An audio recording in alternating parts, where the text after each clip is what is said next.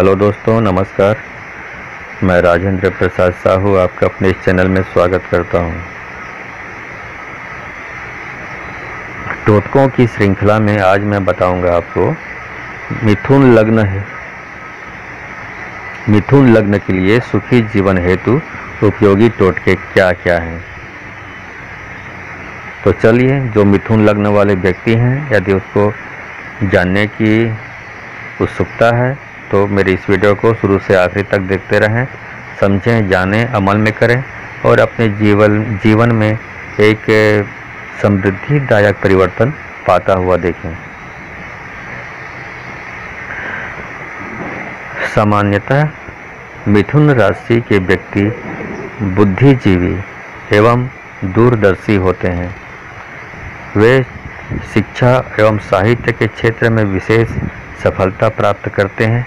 इन्हें जीवन में अनेक दुविधापूर्ण स्थितियों का सामना करना पड़ता है।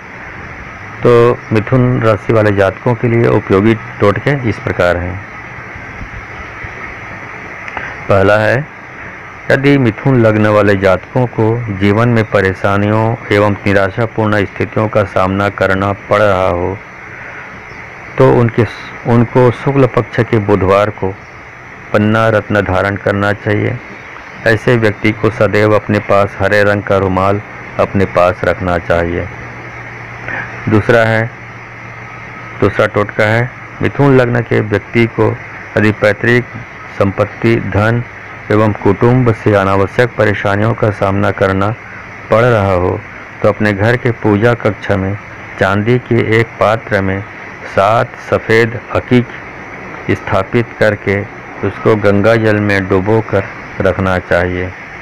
ऐसे व्यक्ति को परिवार में अपनों से बड़ों का अपने हाथों से रात्रि में दूध पिलाना चाहिए।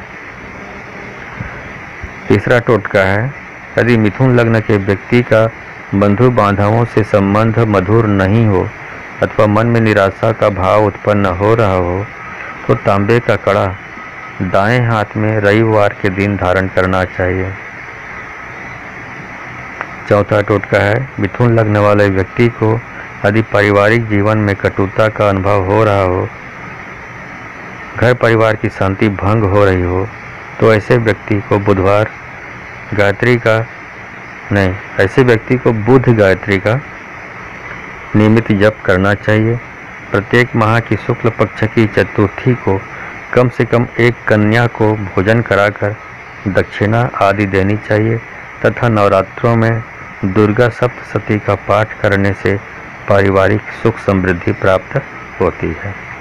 पांचवा टोटका है, मिथुन लग्न वाले जातकों को यदि शिक्षा के प्रति एकाग्रता भंग हो रही हो तो संतान पक्ष से कष्ट की अनुभूति हो रही हो अथवा समाज में अनावश्यक अपयश का सामना करना पड़ रहा हो तो ऐसे जातकों को शुक्ल पक्ष के शुक्रवार को हीरा अथवा उसका उपरत्न ओपल धारण करना चाहिए। ऐसे व्यक्तियों को सदाचरण के मार्ग का अनुसरण करना चाहिए तथा व्यभिचार, अनैतिक कार्यों पर स्त्री संपर्क आदि से सदैव दूर रहना चाहिए। ऐसे व्यक्तियों को स्फटिक अथवा सफ़ेद चंदन की माला से नित्य इस मंत्र का कम से कम एक माला जप करना चाहिए। मंत्र है, ओम ह्रीं हिमकुंद मृणालाभम दैत्यानां परमं गुरुम सर्वशास्त्र प्रवक्तारं भार्गवं प्राणमाम्यहम्। छठवां टोटका है, मिथुन लग्न वाले व्यक्तियों को यदि शारीरिक व्याधियों से परेशानी हो, बीमारी पर अधिक खर्च हो रहा हो अथवा शत्रु पक्ष प्रबल रहता हो तो खुशी के अवसर पर मिठाई के साथ साथ नमकीन वस्तुएं भी बांटें। सातवां टोटका है, मिथुन लग्न के व्यक्तियों का यदि दाम्पत्य जीवन में तनाव चल रहा हो, जीवन साथी से वैचारिक मतभेदपूर्ण स्थितियां उत्पन्न हो रही हों अथवा साझेदारों से शत्रुतापूर्ण स्थितियां उत्पन्न हों तो ऐसे व्यक्ति को भगवान सत्यनारायण की कथा करानी चाहिए तथा प्रसाद में केले अवश्य बांटनी चाहिए। इसके अतिरिक्त हल्दी की 2 गांठ लें, जिसमें से एक गांठ को बहते हुए जल में प्रवाहित कर दें तथा दूसरी को अपने शयन कक्ष, कार्यालय या ऑफिस में रख दें। भगवान लक्ष्मी नारायण के मंदिर अथवा राधा कृष्ण के मंदिर में पीले वस्त्र अथवा पीली पोशाक चढ़ानी चाहिए अथवा मंदिर के पुजारी को पीले वस्त्र दान स्वरूप देने चाहिए। अपने हाथ अथवा गले में सदैव मौली अथवा पीला धागा बांध कर रखनी चाहिए, जिसके प्रभाव से शीघ्र अनुकूल स्थितियां बनती हैं।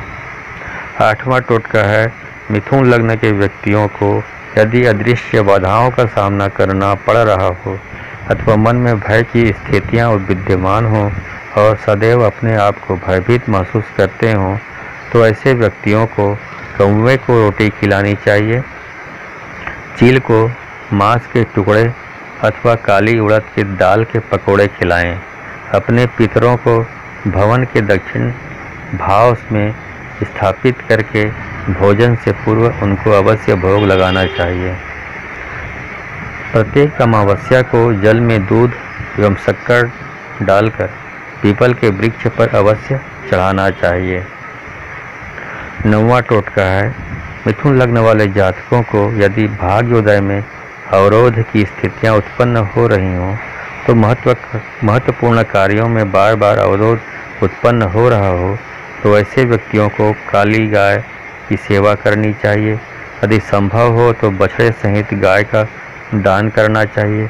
ऐसे व्यक्तियों को 12 मुखी रुद्राक्ष धारण करना अनुकूल फल प्रदान करता है। ऐसे व्यक्तियों को गरीब लोगों को काला कंबल दान स्वरूप देना चाहिए। अपने घर अथवा घर के आसपास सूखा कुआं अथवा बोरिंग हो तो उसे भरवा दें या पटवा दें। 10वां टोटका है,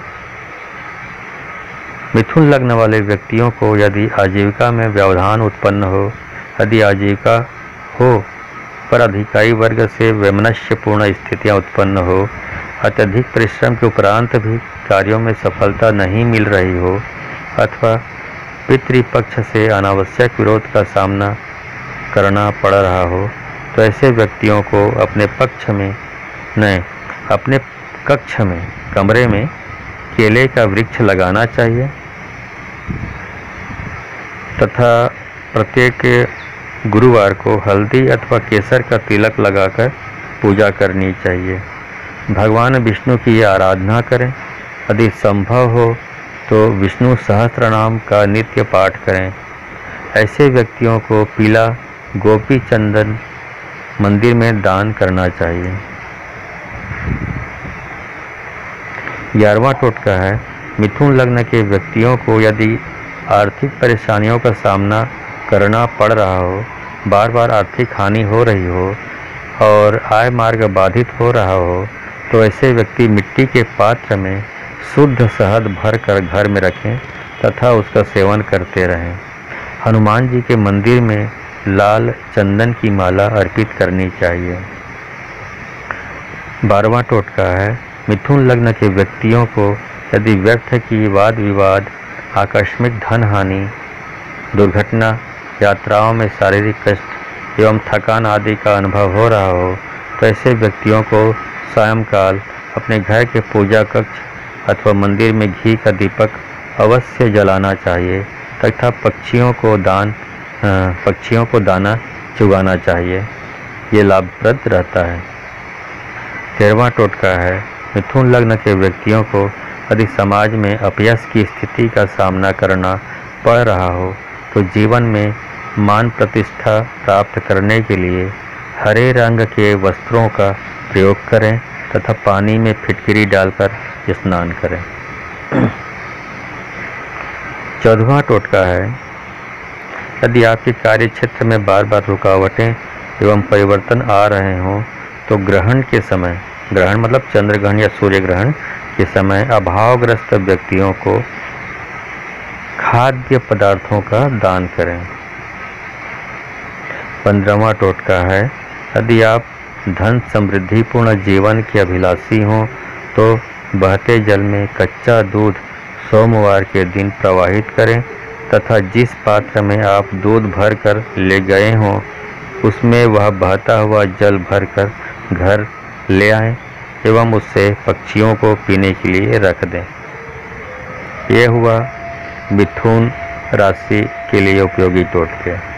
इसमें जो सामग्रियां बताई गई हैं, यदि वो आपको वहां से मिलता हो तो खरीद लें, उपयोग करें, और वहां से ना मिलता हो तो आप मुझसे संपर्क करके आप मुझे ऑर्डर कर सकते हैं। दोनों में फ़र्क ये रहेगा, वहाँ से जो आपको मिलेगा वो मंत्र सिद्ध प्रतिष्ठित प्राण प्रतिष्ठित नहीं रहेगा, लेकिन मैं जो यहाँ से अपने पास से भेजूँगा वो रत्न हो, चाहे माला हो या रुद्राक्ष हो, जो भी हो, वो सारी चीज़ें यहाँ से हम प्राण प्रतिष्ठित करके पुजारियों के साथ, पंडितों के साथ उसको मंत्रोच्चारित करके प्राण प्रतिष्ठित करते हैं।